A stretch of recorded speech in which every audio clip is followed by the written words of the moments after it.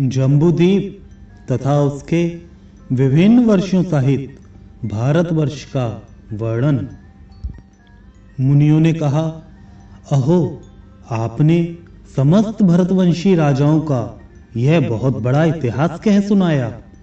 अब हम समस्त भूमंडल का वर्णन सुनना चाहते हैं। जितने समुद्र, द्वीप, वर्ष, पर्वत, वन, नदियां तथा पवित्र देवताओं के स्थान हैं, समस्त भूतल का मान जितना बड़ा है, जिसके आधार पर यह टिका हुआ है, तथा जो इसका उपादान कारण है, वह सब यथार्थ रूप से बतलाइए।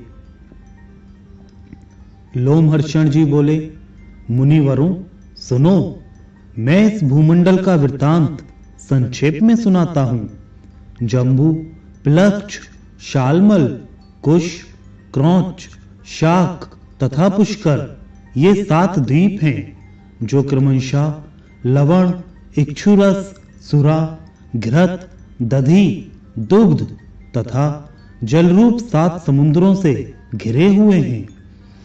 इन सब के बीच में जम्बूद्वीप की स्थिति है।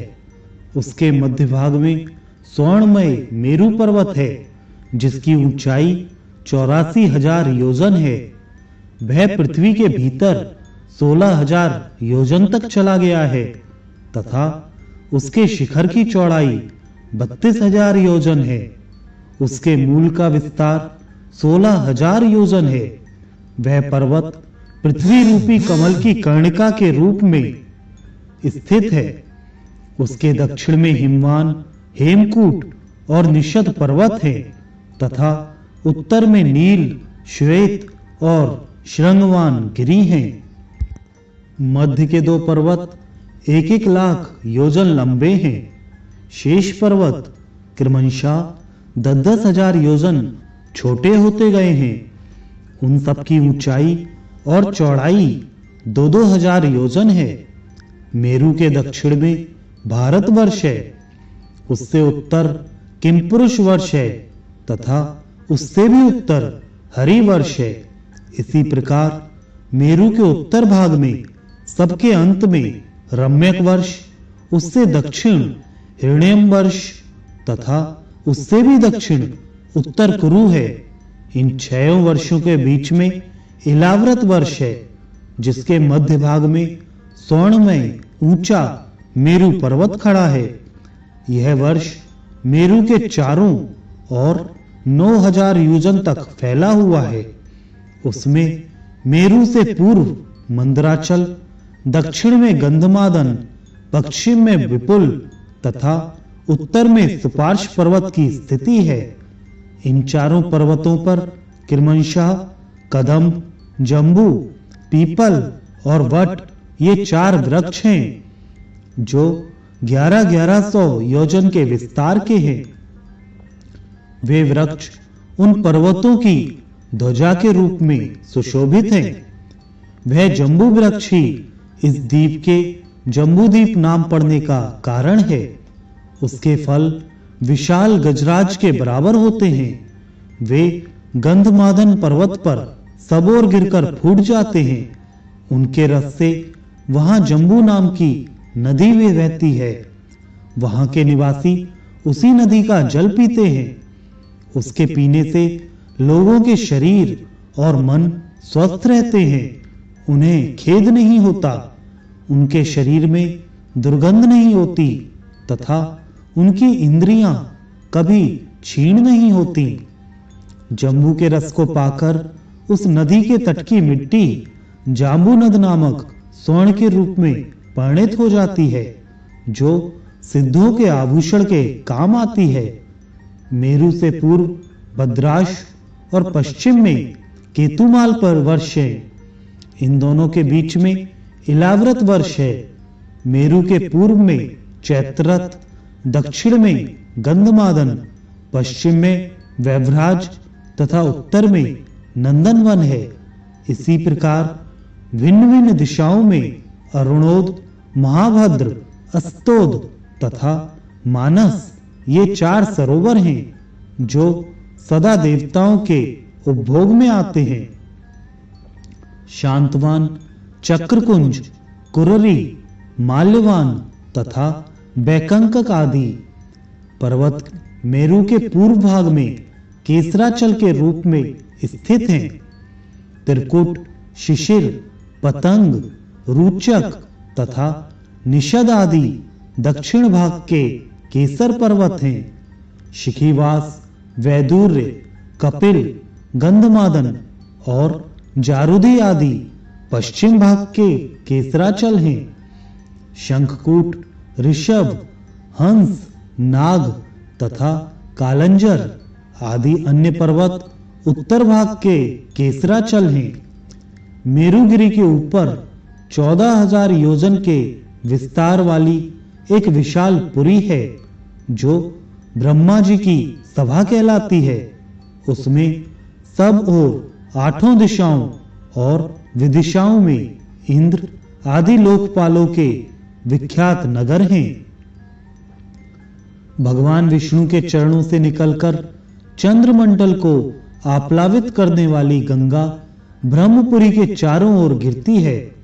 वहां गिरकर वे 4 भागों में बट जाती हैं। उस समय उनके नाम क्रमशः सीता, अलकनंदा, चक्षु और भद्रा होते हैं। पूर्व और सीता एक पर्वत से दूसरे पर्वत पर होती हुई पूर्ववर्ती भद्राश वर्ष के मार्ग से समुद्र में जा मिलती है।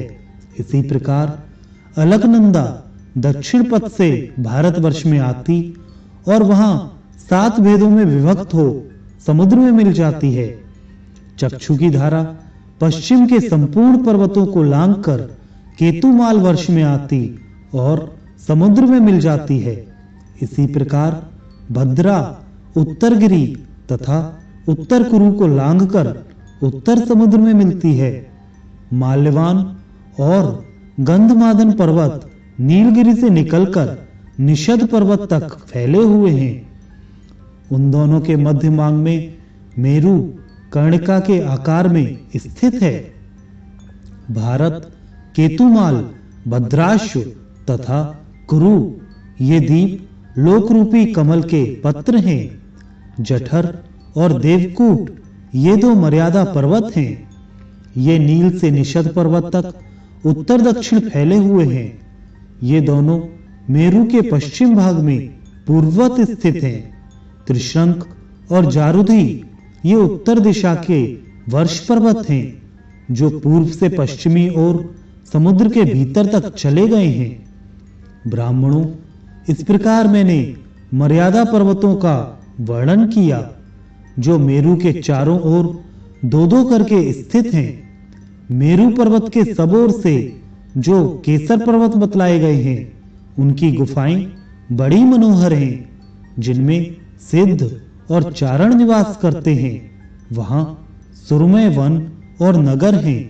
लक्ष्मी, विष्णु, अग्नि, सूर्य तथा इंद्र आदि देवताओं के बड़े बड़े मंदिर हैं जो किन्नरों से सेवित हैं।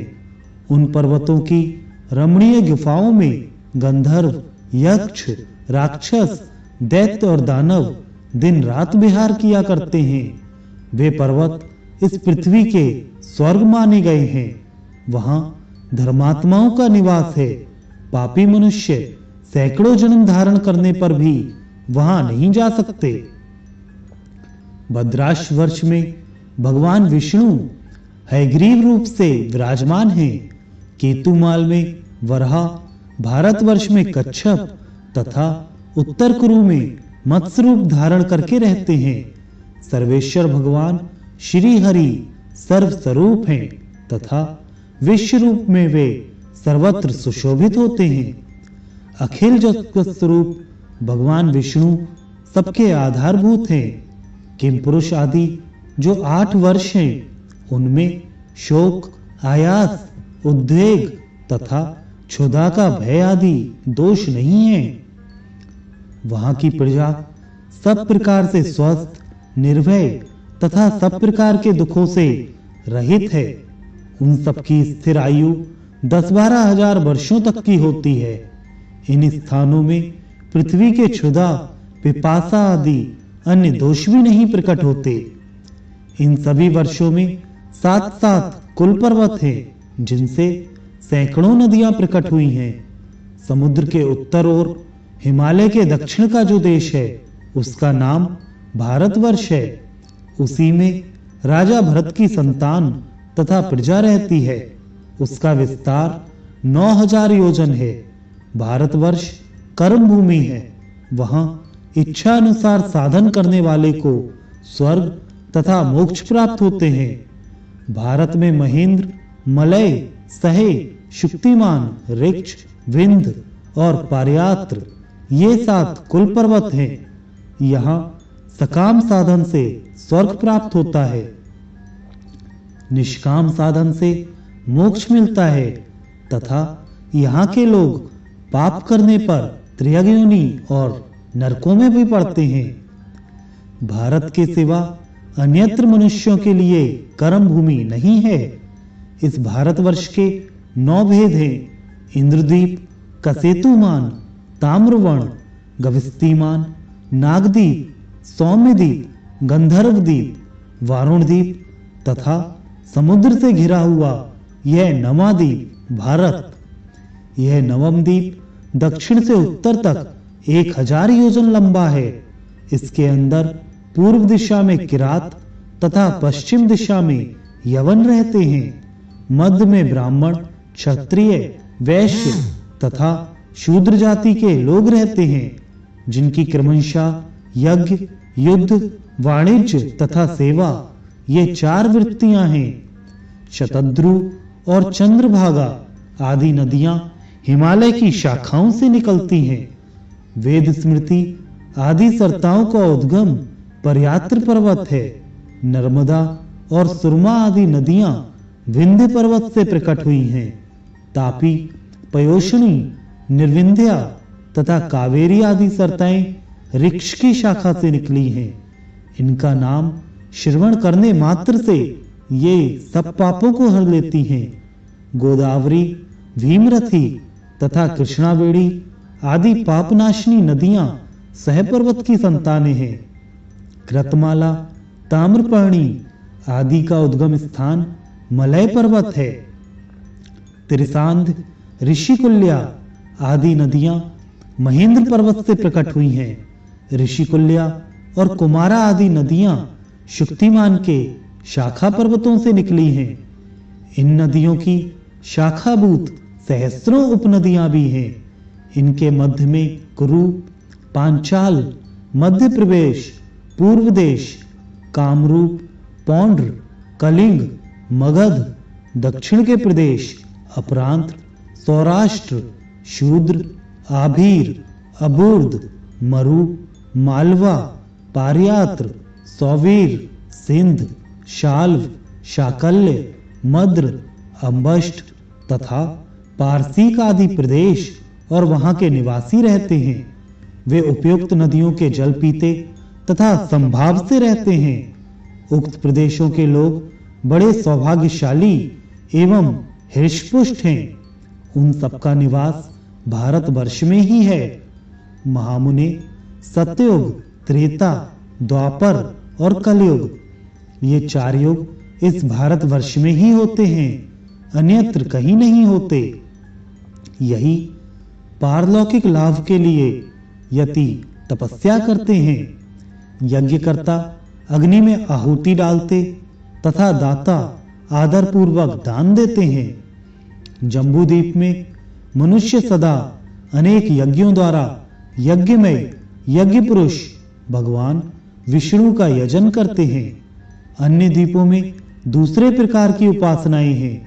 महामुने, जम्बूद्वीप में भी भारतवर्ष सबसे श्रेष्ठ है, क्योंकि यह कर्म भूमि है और अन्य देश भोग भूमि है।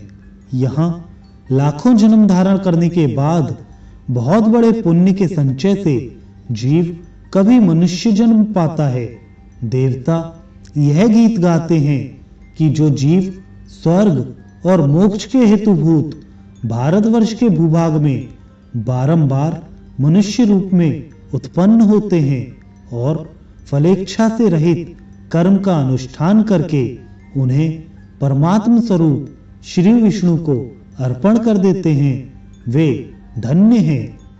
जो इस कर्म भूमि में उत्पन्न हो सत्कर्मों द्वारा अपने अंतःकरण को शुद्ध करके भगवान अनंत में लीन होते हैं, उनका जीवन धन्य है।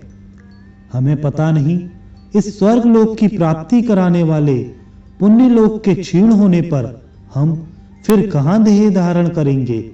वे मनुष्य जो भारतवर्ष में जन्म लेकर संपूर्ण इंद्रियों से संपन्न हैं, धन्य हैं। विप्रवरों, यह 9 वर्षों से युक्त जम्बूद्वीप का वर्णन किया गया। उसका विस्तार 1,00,000 योजन है, तथापि यहाँ संक्षेप में ही बताया गया। जम्बूद्वीप को गोलाकार में चारों ओर से घेरकर खारे पानी का समुद्र स्थित है। उसका विस्तार भी 1,00,000 योजन है।